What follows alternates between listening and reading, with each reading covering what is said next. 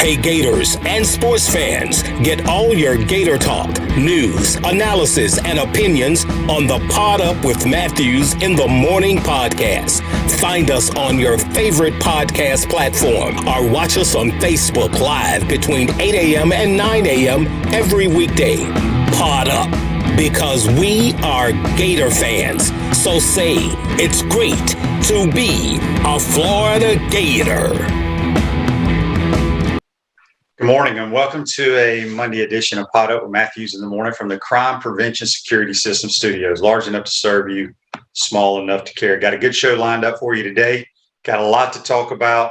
We can talk NFL preseason. Some Gators did some good things over the weekend, but obviously the big news regarding the Gators recruiting and moving into the facility that I've been preaching for the last 10 or 12 years.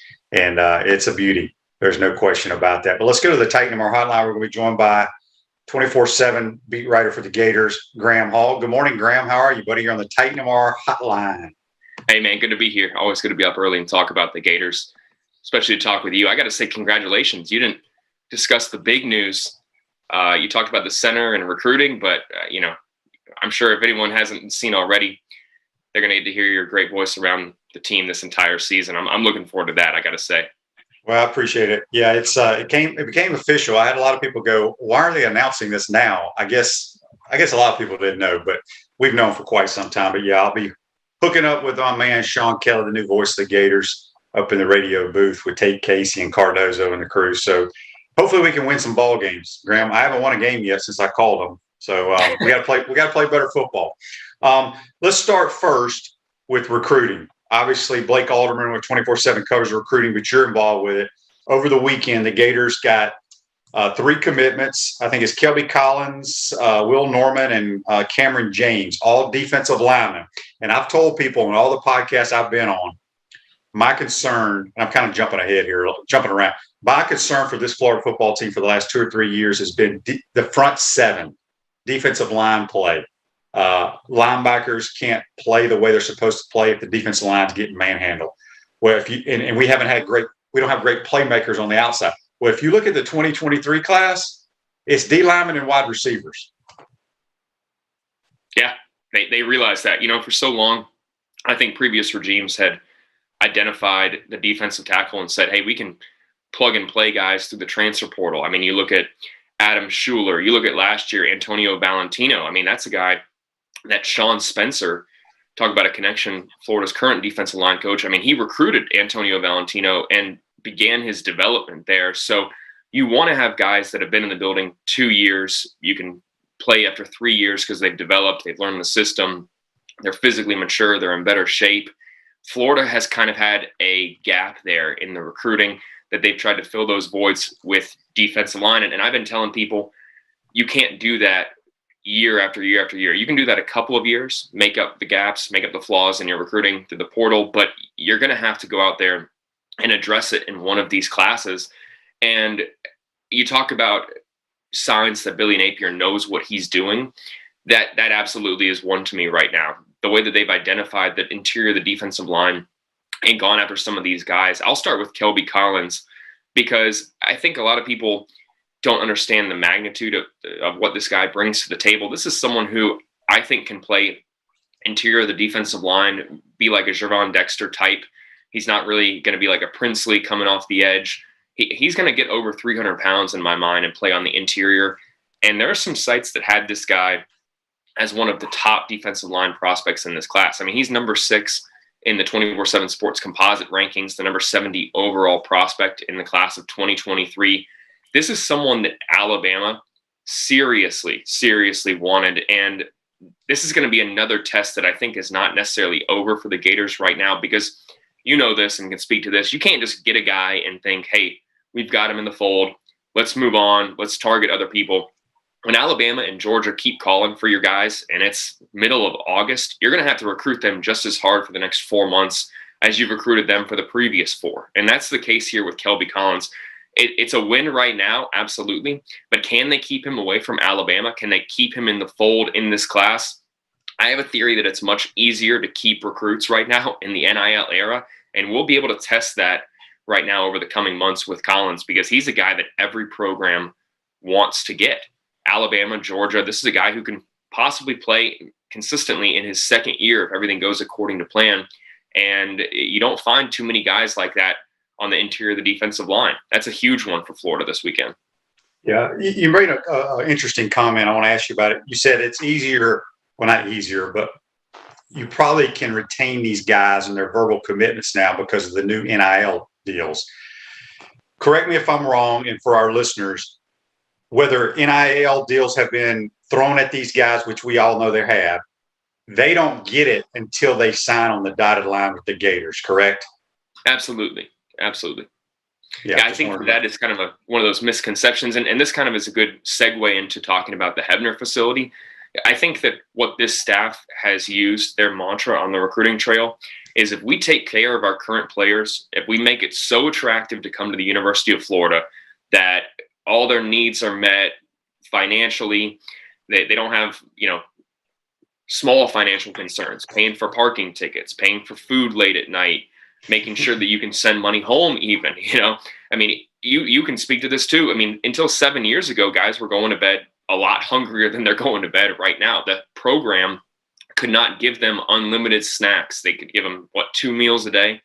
That is all changed right now. So the ceiling for the player experience has gone up incredibly, exponentially in my mind. So the programs that are doing those things rather than making these short-term offers to mom and dad, maybe offering money under the table, I think that's very short-sighted right now in what you can do in the NIL era.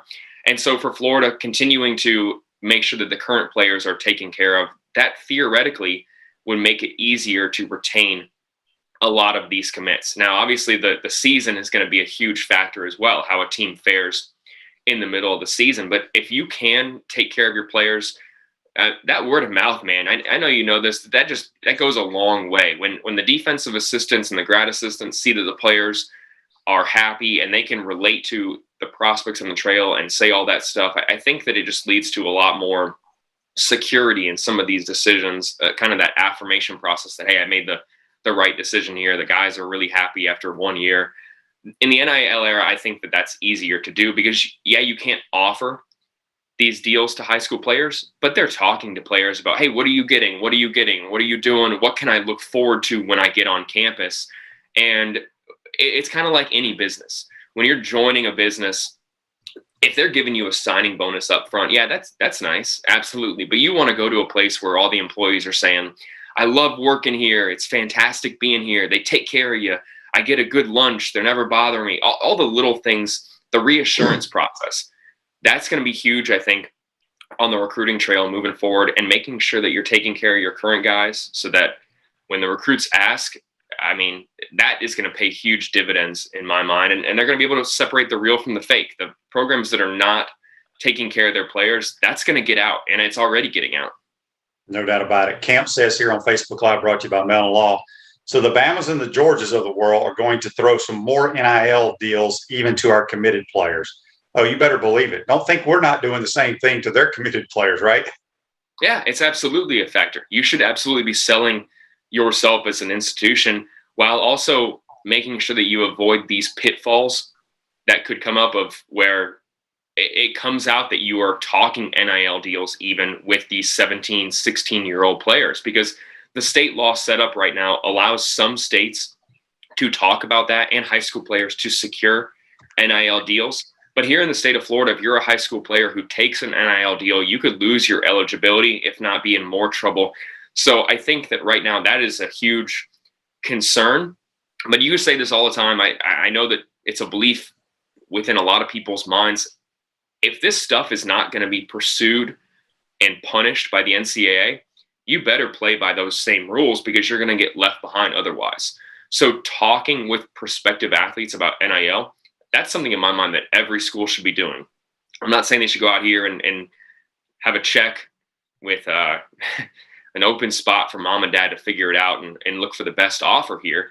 But I think absolutely, if you're not talking about what you can do for a player in NIL when they get on campus, and use that phrase very clearly, when you get on campus, I think if you're not doing that, you're kind of doing yourself a disservice here, and you're not recruiting to your full ability. You have to talk about it right now. Yeah, Richard says, employees, what happened to student athletes? They're still student athletes, kind of, not really anymore. Yeah, we got really. Yeah, we got a text on the Titan Mark text line from an anonymous texter. He says, Shane, you said many times it will take Billy 3 years to make his mark. With these recruits, that's what it's looking like. What I've said is, Graham, you may agree or disagree with this. I said, Billy Napier, the few times I've met with him and been around him, he had a plan. You know, it's what Clemson did. It's what Alabama did. He's kind of done his own thing. I said by year 3, he will have the roster of the 85 scholarships in SEC caliber roster, similar to Alabama and Georgia. And by what, I thought they did remarkably well in year 1.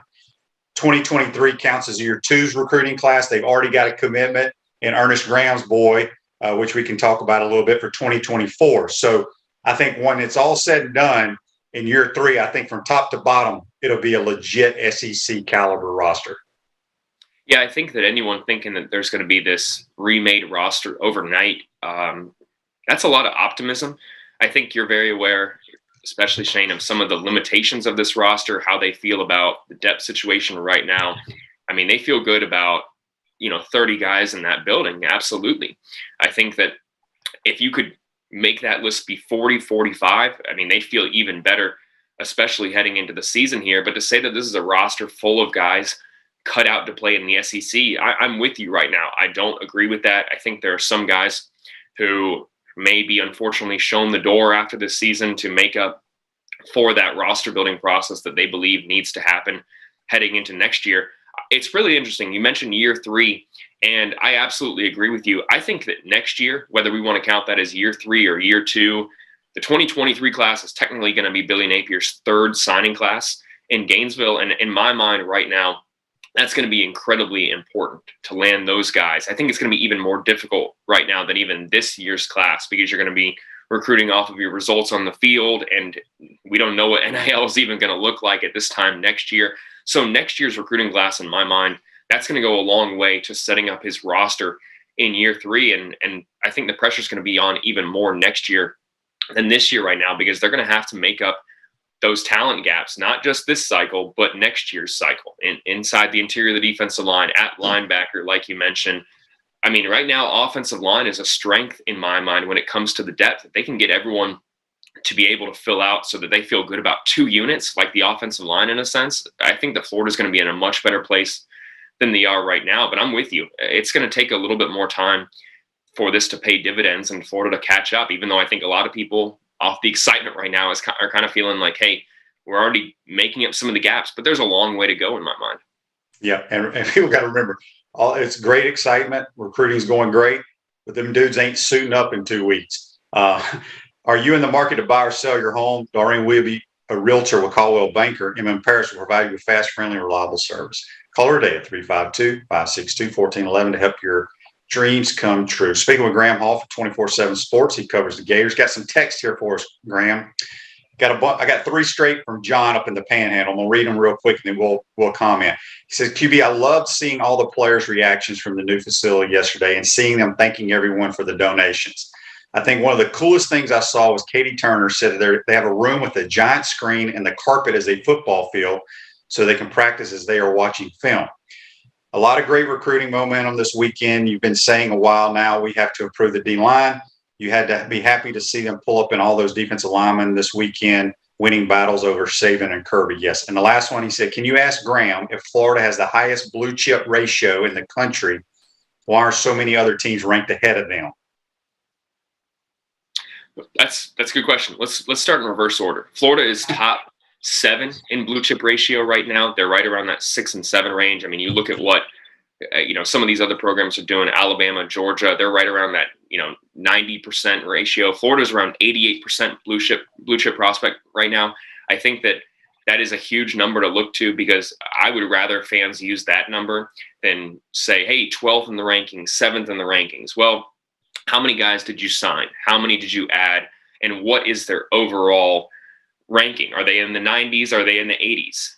You want to have those guys ranked over a 90 by 24/7 Sports. Blue chip prospects, that is a huge thing right now, because as we've seen over the past 2 decades, that does correlate with their ability to play at the next level. I know that it's not necessarily fair to come out here and say this is how good so-and-so is going to be in 10 years, but the rankings right now have correlated with success. So as a fan, you want to make sure that you're landing as many blue chip prospects as possible. And this is what Billy Napier's class has done to separate themselves, I think, from the past 5 classes. Have there been some really good recruiting classes in Gainesville? Yeah, that 2017 class that had, could have got Justin Fields, was going after Jamar Chase, Jacob Copeland, Kyle Pitts. I mean, Florida's had some really good recruiting classes here, absolutely.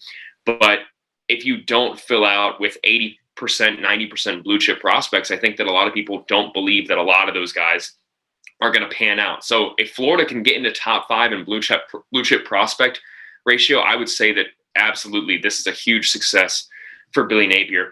I think you also can speak to this too, because, when we talk about recruiting, so many people use this term, and this kind of bothers me a little bit. So many people use this term army of support staff, but when they go out and land some of these guys, you only see the credit given to either Billy or to one of his 10 assistants. And absolutely how untrue that really is. You have some fantastic graduate assistants inside that building, young guys and women, obviously, who have worked tirelessly to land a lot of these prospects, and then going out there necessarily and saying, hey, congratulations to Billy and Sean Spencer, I think kind of doesn't really speak to the full team-wide effort to land these guys. Here's one example. Cameron James, that's a guy that could have committed to Georgia over the weekend. He committed to Florida. And the biggest difference maker in landing him here from a personnel standpoint was a graduate assistant on Florida's defensive line named Callie James Jr., who was a defensive line guy at Tuskegee University. He was at South Carolina last year, built a great bond with Cameron James, and he was, in my mind, his number 1 recruiter to land him here. When you speak to tangible benefits of the army of guys, that's one right there. They don't land Cameron James without Callie James Jr. in my mind. So seeing the credit given to some of these off the field support staff guys that we don't mention often, I think that's really important, because you can't have a recruiting weekend like Florida just had without guys like that. What was the last question? I'm sorry. Well, that was very well said, by the way. I appreciate you talking about those guys. He was basically talking about you've toured the new facility, correct? Yep. Yeah, they were referring to the artificial turf field where they can project, players on the field so you can kind of line up against them. Did you see that room? I did see that room with the turf that's built in. That kind of is very similar to the indoor practice facility. I wouldn't be surprised if it's slightly different and easier to clean. But when you were watching film and you actually can see yourself on it, it's one thing to watch it on an iPad or watch it on one of those big TVs, that looks like it's wheeled in for a substitute teacher or something like that. You want to be able to see it, a life-size model, and then kind of recreate it in a sense here. That's what this room does, to watch something on film, projector size, and then go in there and actually simulate the adjustment that they're having you make. So it's kind of like an individual coaching pod in a sense, where you can work with individual players while showing them film. I think it's really creative. I think it's going to expand even further as advancements in projection technology are made. And I think that this room is designed to kind of keep growing in a sense. That a lot of the stuff I was told isn't really permanent in that room, that they can change the projector, they can alter the field in the future if they want, if new advancements are made. And planning for space, though, that general concept, if anything had really been finite in my mind, that you come in and this is the way it's going to be for 20 plus years, I think that'd be a little bit concerning. But knowing that there's already people in the building that are talking about, hey, in 5 years, can we change this? Can we alter this? How are we going to adjust this? That's a huge part of the planning process in my mind that I don't hear mentioned too much. And I think that room is a good kind of microcosm of that planning. Yep. And don't be surprised in 5 years if that track's not torn down and that building continues being built that direction. Joseph says, do you think we will take more than 25 players in this recruiting cycle since the limit has been lifted? And went away here. We could take more players Billy wants to build his program with and weed out the ones he doesn't want. Yeah, I think that absolutely you're going to see Florida get around 25, 26. Absolutely. If it's not over 25, it's going to be right around it. I think that you look at what Florida's already done. I mean, you could say right now that they only have quote unquote 6 spots left. I don't think that's true.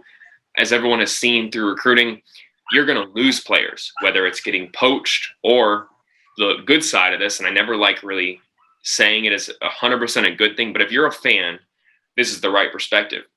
Once your class gets that 90% blue chip ratio, you can start being not just extremely selective, but you can look elsewhere if you have some guys that are not quite meeting the criteria for the rest of them. So Florida is going to have a chance to be selective, and they may push some kids out in this class if they find that they can go out and get a higher ranked prospect that's someone higher on their board who necessarily they think that they can swap out for. That's something that I think you're going to see over the next 4 months. And that's always kind of a painful process because you maybe push out some guys who bought in very early before this class became what it was. But that's just the reality of the situation. If Florida wants to catch back up to the Alabamas, Georgias, and Clemsons, they're going to have to push a few of these guys out and bring some other guys in because they're running out of space and they want to continue to rise in the rankings. And the only way to do that may be to make some swaps here in the next coming months. I think that Florida will sign around 26 guys. The interesting thing is Tyrone Truesdell initially counting against Florida's class for this cycle. That was a guy that they brought in last year in July in the transfer portal from Auburn. He comes in and contributes a good bit, gets hurt, and now is counted as part of a member of the 2022 signing class. It's still on Florida's against Florida's counter right now. That's going to be gone. So I think that you can absolutely fill out your class completely with recruits and then identify transfer portal guys after it when you have a better feel of your numbers here. But I would not be surprised if they added and signed more than 25 this cycle. All right, another text here from an anonymous texter. He says, you talk all the time about SEC level talent. I went back and watched a few of Utah's games from last year. I didn't see SEC talent there. Saturday night in the Swamp may be a tough go for the Utes. Look, they may not have SEC talent, but they're extremely well coached. They have a legit quarterback. They have 2 tight ends that I know they're supposed to be first-round draft picks. So playing them in the Swamp going to be an advantage? Absolutely. Weather, humidity, whatever you want to call it. I don't know if they've played in an atmosphere like that ever before on the road, because you go on the road in the Pac-12, it's boring as hell. But they're a very good football team. They're ranked in the top 7 in America. Yeah, I think that anyone expecting them to get stomped, I mean, there have been some really good Utah teams, especially when I was growing up. I mean, there was a head coach that came over from Utah to my memory. I think that absolutely when you talk about, what Utah has, you mentioned a lot of this, experienced returners, not just at tight end, at wide receiver. They got a 1,000-yard running back coming back in Tavion Thomas. I mean, they returned, 18 starters from that team. Yeah, that's pretty concerning right there in my mind. When you win the Pac-12 championship and you bring back 75+% of your roster, man, I mean, that's a much better situation than Florida is in right now, in my mind. They're going to be looking to beat Florida and start, their return at looking for a double-digit win season again by going through Florida and putting everyone on notice. And then you talk about SEC guys. I know that Mahmoud Diabate was not necessarily Florida's best defender, and he had to play at a variety of spots last year, but that's a guy who played in the SEC, is familiar with Florida's system, is familiar with Florida's personnel, what they like to do. They benefited from the transfer portal just like every single other program out there that had a good season. I think that they can come in here and are going to, lay down and just take it from Florida in a sense here because it's the Billy Napier area and because they're in the Swamp, I just think is ill-advised. But you said something that I think is extremely intelligent. The heat and humidity. I know that kind of is something that we always say, well, yeah, how much is that really going to play a role? From what we've already been hearing, that's probably their biggest concern right now, is making sure that they are well conditioned enough at the beginning of the season to come in here and play in the heat and humidity, warm up throughout it, and avoid any of these injuries here right now. That's why Florida has been practicing so hard, why they've emphasized going all out in practice and making sure that they deal with the elements. I mean, there were some guys frustrated over the past week and they couldn't get outside and had to be in the indoor facility because they want to simulate the heat and humidity as much as possible, even at the 4 o'clock, 5 o'clock windows of the day when they're warming up and still trying to conserve energy. That's going to be huge for, I think, in this matchup, what team is more accustomed to dealing with whatever conditions that game brings. And right now, I think that Florida does have that advantage. I wouldn't be surprised if Utah came in and looked a little bit sluggish, just knowing it's the beginning of the season. That game is in Gainesville. There's going to be 90,000 screaming fans, hopefully. That's going to be where I think Florida has the advantage. It's not going to be on the roster right now. It's going to be in the conditions, making sure that you're well suited to, and the fans come out and create some havoc, and Florida takes advantage of that. That's, I think, their best weapon. I agree 100% with that. Last thing for you from Frank on the Titan MR text line. He says, do you see any walk-ons that got a scholarship having any significant playing time this year? I'll answer. I'll give you my thought. No. What happens is they had extra scholarships left over, and what Billy does, like many coaches, guys that do what they're supposed to do, make all the workouts, good teammates, go to class, have a high GPA, they get those scholarships. I don't see any of them playing at all. Yeah, I wouldn't be surprised. I mean, the only one, and this doesn't even count, is Marco Ortiz, long snapper. Who spent, he doesn't count.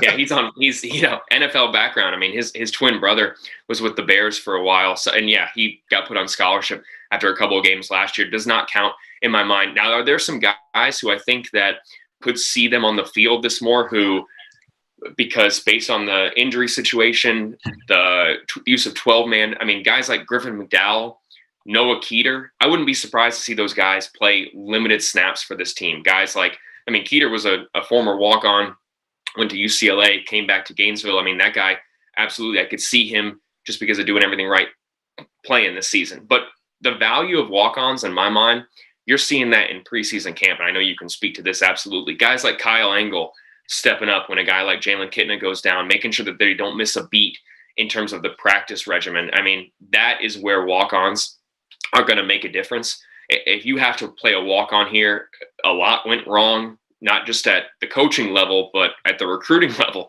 in my mind here. So I doubt that Florida has any walk-ons who are capable of playing. I know that Billy has given them their credit and given them a lot of shine for being a valuable part of this program here, but thinking that they're going to necessarily come out and, haul in 6 passes for 100 yards, I don't think they're going to play any major role, but absolutely they're important to this program.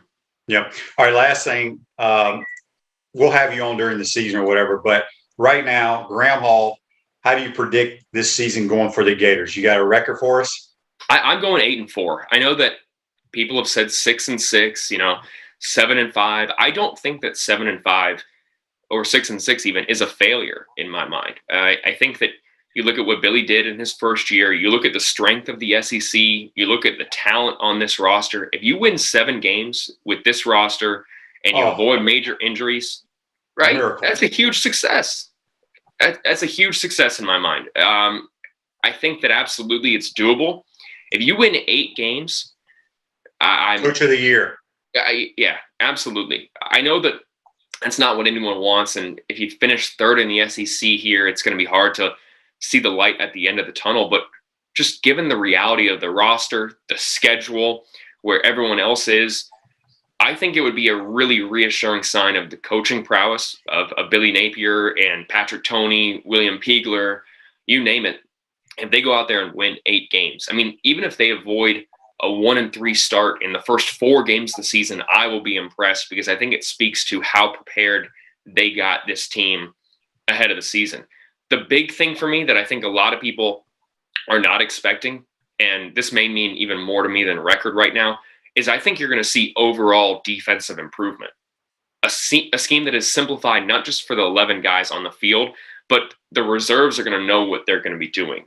And that's going to pay huge dividends moving into January, moving into next season, where guys are familiar and they're getting much more well-versed in the details aspect because they know the general overall scheme really, really well. If that's the case and Florida's defense is not getting beat for huge plays and missing a ton of tackles, that means more to me than whether they lose to the likes of Texas A&M, LSU, even Kentucky, possibly Utah, you name it. If Florida can avoid those and just lose to the Georgias and maybe go to College Station and lose that game or lose a close one to LSU, I think that if you're a fan, you can swallow that much more easier than looking at disarray out on the field.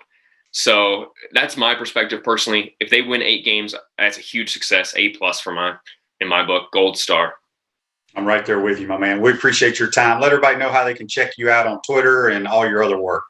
Anytime. We got to link back up pretty soon, especially when the season gets here. You can follow me at Twitter at @GrahamHall_. Read me at Swamp247. That's 24/7 sports/college/Florida. We got a message board. Talk to us all throughout the season, throughout every single game. I'll be on there all the time. But yeah, we got to get back on here and talk, especially as some of these games get underway, and either you and I can eat a little bit of crow or kind of pat ourselves on the back and brag. Well, here's the thing. I tell people all this, I want the Gators to win every damn game we play, but I have to be realistic as well. And it's, as you said, you look at this roster and people are like, well, they're optimistic. We hadn't played a game. But got to remember, we went 6-7, folks, last year. We weren't very good. Now, we did a lot of silly things at times, which will not happen under this staff. So we'll see. Fingers crossed that we have a good year. Everybody stays healthy. Graham, appreciate your time, my man. We'll talk to you soon. Pleasure's all mine. Y'all take care. Yep, that's Graham Hall. Join us on the Titan Tomorrow Hotline. Going to take a timeout, come back. We'll be joined by Brian Edwards from Brian Edwards Sports. He'll give us a breakdown on the Gators, a lot of other college football news and notes for your over-under win totals, your Heisman Trophy winners, and all that good stuff. You're watching and listening to Pod Up with Matthews in the Morning. We want to take this moment to thank all our sponsors who keep the show going and pay the bills. Our premium sponsors are Crime Prevention Security Systems, large enough to serve you, small enough to care. Titan MRI, Gainesville's only locally owned and operated MRI facility. Meldon Law, the only official law firm partner of the Florida Gators. Peachland Dental, Gator Nation's first choice for dentistry in Port Charlotte. Comfort Temp, comfort is our business, peace of mind is our promise. QC Kinetics, live pain-free with QC Kinetics. Our gridiron sponsors are Auto ER, UF Bookstores, Celebration Point Town Center, Chris Doring Mortgage, Silverback Concrete Co., Ruse Ogra State Farm Insurance, Doreen Wiebe Realtor Caldwell Banker MM Parish. Our touchdown sponsors are Campus USA Credit Union, Adams Rib Company, Gator Dominoes, Celebrate Primary Care, Gator Bait Media, Okido America, Style Cuts, Ironwood Golf Course, Big Mills Cheesesteaks, MB Listing, McDonald's of Gainesville, 84 Lumber, Tropical Smoothie Cafe, Avra and Smith, Dowling Signs, Baker's Sporting Goods, Silver Cube Billiards and Sports Bar. If you are interested in promoting your business on the show, visit podupwithshane.com and click the advertise button. Again, thank you to all the great businesses that support the show. If you like what we are doing here, make sure you follow us and support the businesses that support us. Welcome back to the Crime Prevention Security System Studios, large enough to serve you, small enough to care. Celebration points where the Gators go to celebrate with premium brands like Escape Apology, Sushi Hana, Regal Cinnamons, Kilwins, Le Macaron, Prime and Pro, and the HBC's restaurant Spurrier's Gridiron Grill, where every Saturday and Sunday from 11 to 2:30, you can get the hottest brunch in town. We'll see you at Celebration Point where the Gators go to celebrate. We're going to head back to the Titan Tomorrow Hotline now. And we're joined by Brian Edwards from Brian Edwards Sports, senior handicapper at Vegas Insider. Going to get his thoughts on everything happening in college football, Heisman, SEC odds, whatever your questions are, shoot them to us. Good morning, Brian. How are you, my man? Good morning, Shane. Thanks for having me. Absolutely. Let's start first. Obviously, you look at the national picture in college football. It's usually the same old dudes playing in the 14 playoff. When you break down your information, who do you see the best odds on to probably win the national title? Well, at FanDuel right now, Alabama's the favorite at plus 180, risk 100 to win 180. Then Ohio State is plus 300 or 3-1. Then you got Georgia plus 350, and then a pretty good gap between number 4, which would be Clemson at 8-1 odds. And then it's USC 20-1, A&M 25, and then everybody else is 50-1 or higher. The way I power ranked in the preseason, and that's just based on who I would make favored over whom on a neutral field if they're playing tomorrow. I'm pretty close to my 1, 2, 3 is the same as Vegas. Bama 1, Ohio State 2, Georgia 3, but I've got Michigan 4 and Clemson 5. Michigan's one of those teams that has 50-1 odds along with Oklahoma. I just question Clemson's quarterback play. Agreed. Uiagalelei was just very mediocre last year, and they've got the incoming 5-star freshman Cade Klubnik. We'll see if and when he gets a shot. And then just real quickly, the rest of my top 10 was Utah 6th, Notre Dame 7. NC State's a team I'm really bullish on. I've got them at 8 and Oklahoma 9. And I've actually got Ole Miss at number 10.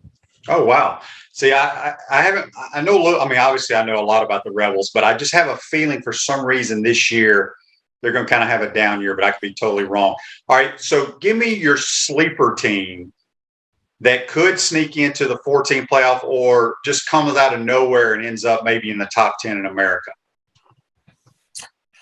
Well, I already named them as a top 10, so I don't know if it's fair for me to say NC State, but I don't think many other people have them as a top 10 team. So I'll go with them. I mean, they do have to play at Clemson, which is brutal, man. But their defense, they brought back 10 starters. They only gave up 19.7 points per game last year. And they've got their linebacker, Peyton Wilson, coming back. He led the ACC in tackles in 2020. He had a season-ending injury in week 2. And then Devin Leary, the quarterback, 35-5 touchdown to interception ratio last year. Now, he lost a couple of good running backs and his leading receiver, but they've got 4 of their top 5 pass catchers back. And I think they have a chance to have a big season. If they had Clemson in Raleigh, I would be picking them to win the ACC, but it's going to be really tough to win there. Yeah, I do like them. I think Dave Doran's a good coach, but I like their quarterback. They have a lot of dudes coming back, but it's all going to come down to that Clemson game. And I'm with you. I think Clemson, you know, you think back to Clemson last year and you think they had a horrible year, but they still won 10 games. Right. But yeah, I just don't know how in the world Dabo and them can play the DJ kid. I've seen enough of him, and they can't go where they want to go with him playing quarterback. We got a text here on the Titan Hour text line. And I don't know if John's making fun of me or not, but he says, what are the odds on the Buffalo Bills finally closing the deal this year? Because I've picked in preseason the Bills to win the Super Bowl last year, and I picked them again to win it this year. They're a favorite or one of the favorites to go to the Super Bowl, right? My pick is well, Shane. And right now, FanDuel does have them as the favorite at plus 650, followed by the Bucks at plus 750. Then the Chiefs 10-1, Rams 11-1, Packers 12-1, Chargers 14-1. Okay. We got a question here on Facebook Live brought to you by Melvin Law. Justin says, how can USC even be in the discussion for the national title this year? Well, I mean, the Pac-12, they're not picked to win the Pac-12. Utah is, but Lincoln Riley's a good football coach. He's brought in a lot of good players. What do you think about USC, the Trojans? Well, I'm with the emailer. I think they're getting overhyped. I've got them at 26 in my power rankings. Now, the reason why they're getting a lot of hype is because 24/7 Sports ranked their just transfer specific guys coming in number 1 in the nation, and Ole Miss is number 2, by the way, and LSU is number 3. But they brought in 20 transfers, 18 from Power 5 programs. So I think that the odds makers are just looking at it as obviously a major upgrade at the head coach and an upgrade at talent. With all these guys like Caleb Williams and Jordan Addison coming in. But here's the thing. This defense gave up 31.8 points per game last year and only brings back 3 starters, but maybe that's a good thing. I know they do have a lot of good transfers coming in, but Phil Steele's national unit rankings, and I'm not saying they're the end-all be-all. I agree with a lot of his stuff, not always, but he ranks every unit, and USC is ranked 51st nationally on the D-line, number 56 linebackers, not even ranked in the secondary, and Phil Steele only goes up to about anywhere from 58 to 65 with these units. So this defense, I just don't see them being very good. And on the schedule, they've got to play at Utah, and that's the team that's favored, like you mentioned. So, yeah, I don't see USC being much of a national contender. All right. Let's switch gears. Let's switch to the Heisman Trophy odds. You got your winner of last year, Bryce Young, coming back. For some reason, I don't know what the odds are, but we talked about this with somebody. Maybe it was JC on my show a couple of weeks ago. It was Brent Beard, who's a Heisman Trophy voter who comes on every Thursday on my program.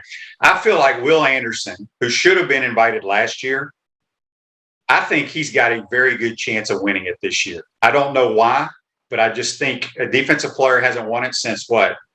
Was it Charles Woodson? I think so. I think so. So tell us what you're thinking when it comes to the Heisman Trophy. Well, I like your thought process with Will Anderson, especially now. He may have to be competing with two of his teammates, obviously, with Jahmyr Gibbs being the transfer running back from Georgia Tech, being the other one besides Bryce. But the thing with Anderson, he's at 30-1 odds right now at FanDuel. But like you could have had him at early in the summer, there were some places that had him like 100-1, and then I know he was down to 60-1. But he's taken a lot of action, a lot of people with that thought process, and so the odds aren't quite as good. But in week 2 against Texas is going to be a major spotlight game. I mean, if he comes out and has 4 sacks, a couple of forced fumbles, I mean, he might be the leader right then and there. But on the flip side, maybe Bryce Young throws for 450 yards and 5 touchdowns that game. My sleeper is Braylon Allen, the Wisconsin running back, who as a true freshman last year, he had 1,268 rushing yards, 12 touchdowns, and 6.8 yards per carry average. And Phil Steele's national unit rankings rank Wisconsin's O-line number 4 in the country. We've all seen Graham Mertz struggle immensely the last couple of years, so he's going to get his touches.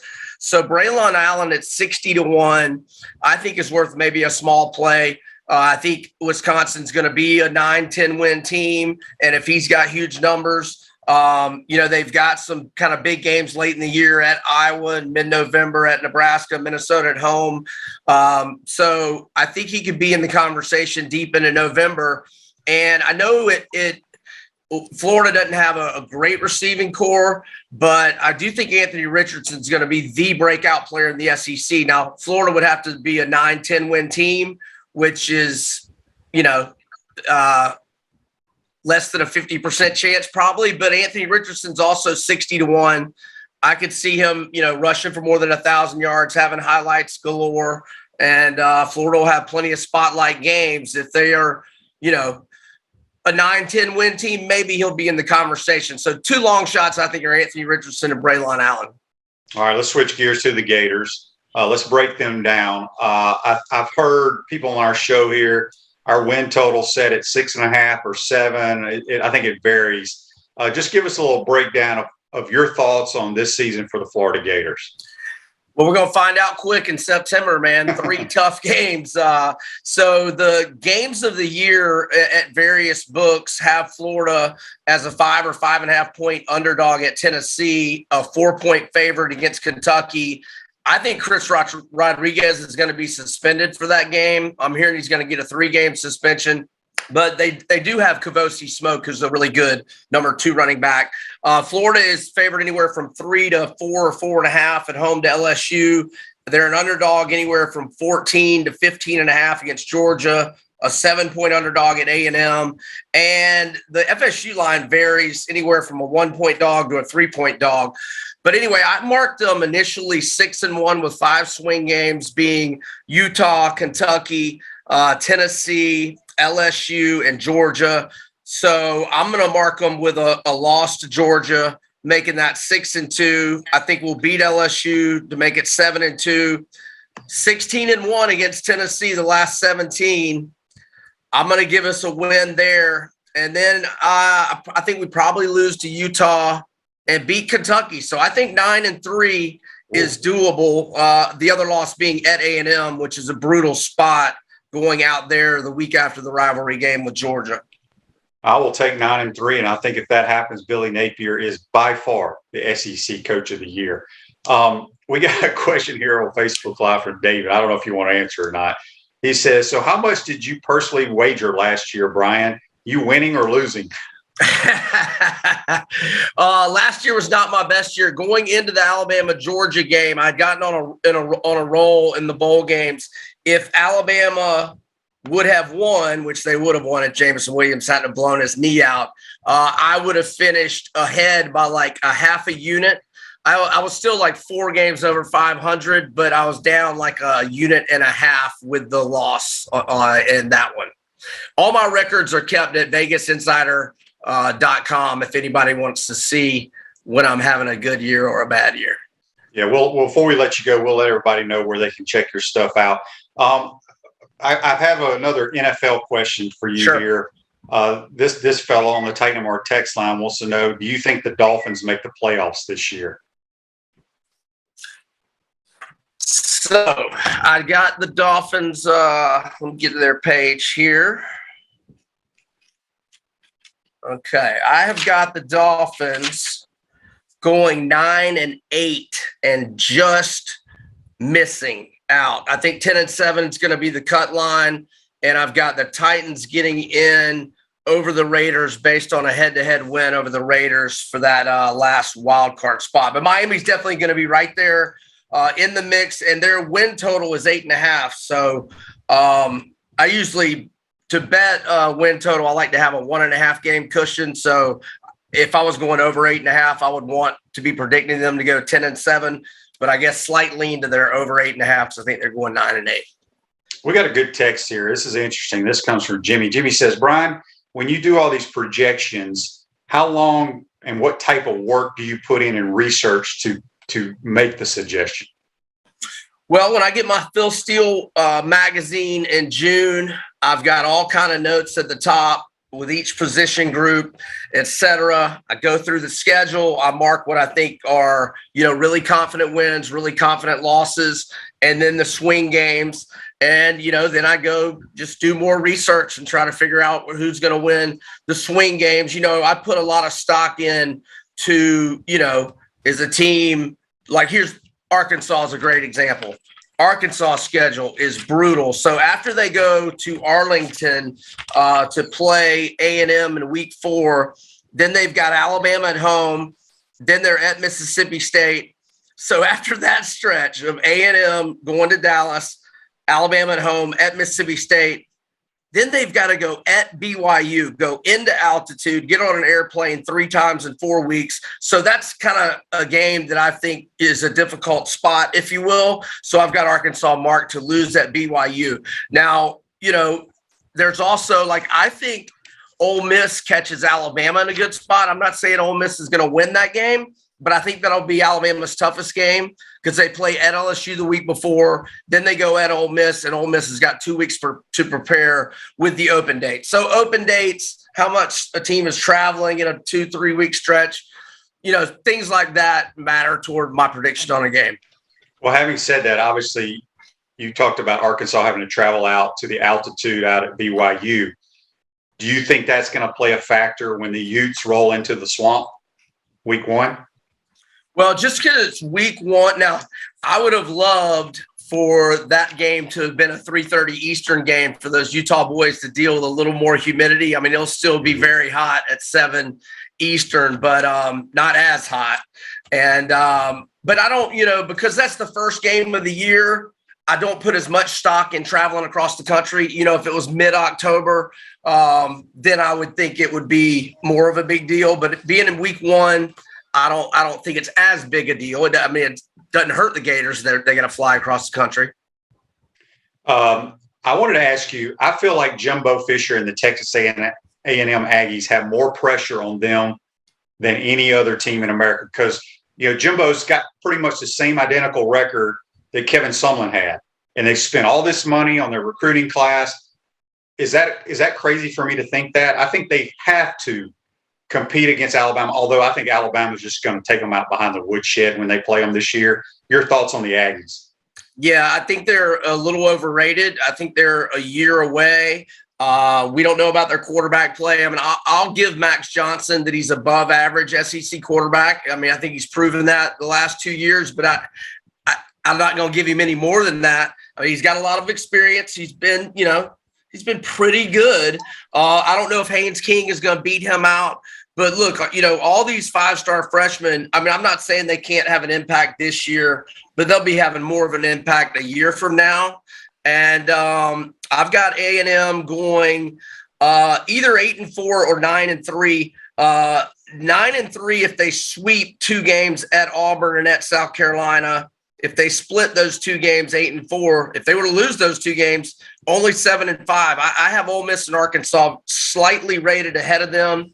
I have Arkansas 12 in my power rankings, A&M 13. But I agree on the pressure thing with Jimbo. I agree with that. Yeah, a couple of texts here before we let you go, and they're coming in hot and heavy.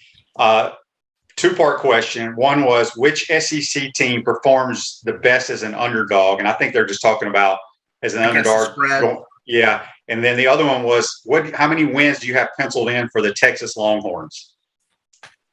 Okay. For Texas, let me get to their page.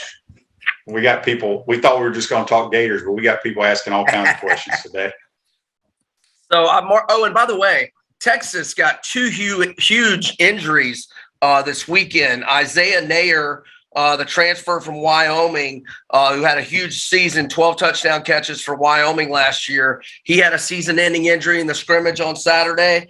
And then their left guard, Junior Angelo, who has 34 career starts, 4th team All Big 12 last year. He got a season-ending injury. So they lost 2 offensive starters for the year this weekend. My concern with Texas, who I have 33 in my preseason power rankings, is their defense. They gave up 31.1 points per game last year.